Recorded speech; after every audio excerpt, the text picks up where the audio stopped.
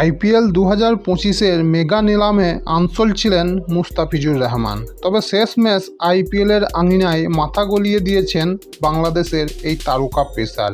Delhi ক্যাপিটালসের পরিবর্তক cricketer হিসেবে IPL 2025-এর শেষ 3টি ম্যাচে মাঠে নামেন মুস্তাফিজুর রহমান। এই 3টি ম্যাচে তিনি অনবদ্য বল করেন এবং তার সাথেই করে ফেলেন আরও একটি রেকর্ড।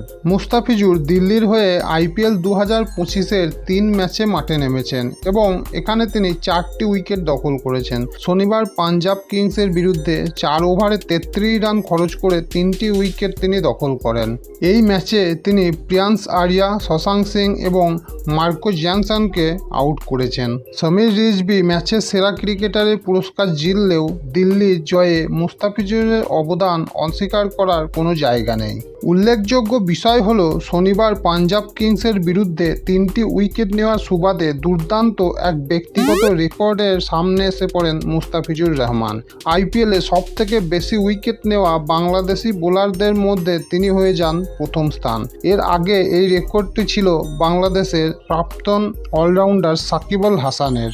বাঁহাতি পেসার মুস্তাফিজুর রহমান সব মিলিয়ে 60টি আইপিএলের ম্যাচ খেলেছেন এবং এই 60টি ম্যাচে তিনি মোট 65টি উইকেট নিয়েছেন, যেখানে সাকিব আল হাসান আইপিএলে 71টি ম্যাচ খেলেছেন এবং এই 71 ম্যাচে সাকিব আল হাসান উইকেট সংগ্রহ করেছেন 63টি। পাঞ্জাব কিংসের বিরুদ্ধে মুস্তাফিজুর যখন প্রিয়ান্স আরিয়ার উইকেটটা নেন তখনই তিনি সাকিবের রেকর্ড ছুঁয়ে ফেলেন। এরপর শশাঙ্ক সিংয়ের উইকেট নিয়ে তিনি সাকিবের রেকর্ড ভেঙে দেন এবং শেষে জনসনের উইকেট নিয়ে তিনি আরও একটি দূরত্ব বাড়িয়ে নেন।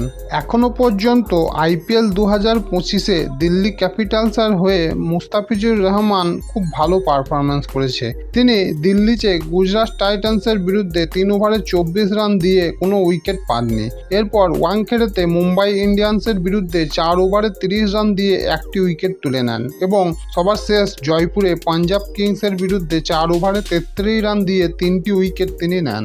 ভারত পাকিস্তানের যুদ্ধ পরিস্থিতিতে আইপিএল 2025 সাময়িকভাবে স্থগিত করে দেওয়া হয় এবং এর ফলে জ্যাক ফ্রেজার ম্যাকগ্রাথকে দলে পাননি দিল্লি ক্যাপিটাল। তারই পরিবর্তন প্লেয়ার হিসাবে মুস্তাফিজুরকে নেন 6 কোটি টাকা খরচ করে। মুস্তাফিজুর শুধুমাত্র লিগের ম্যাচগুলিতেই দিল্লির হয়ে মাঠে নামতে পারতেন, কারণ তারপরই তাকে বাংলাদেশের জাতীয় দলে যোগ দিতে হতো।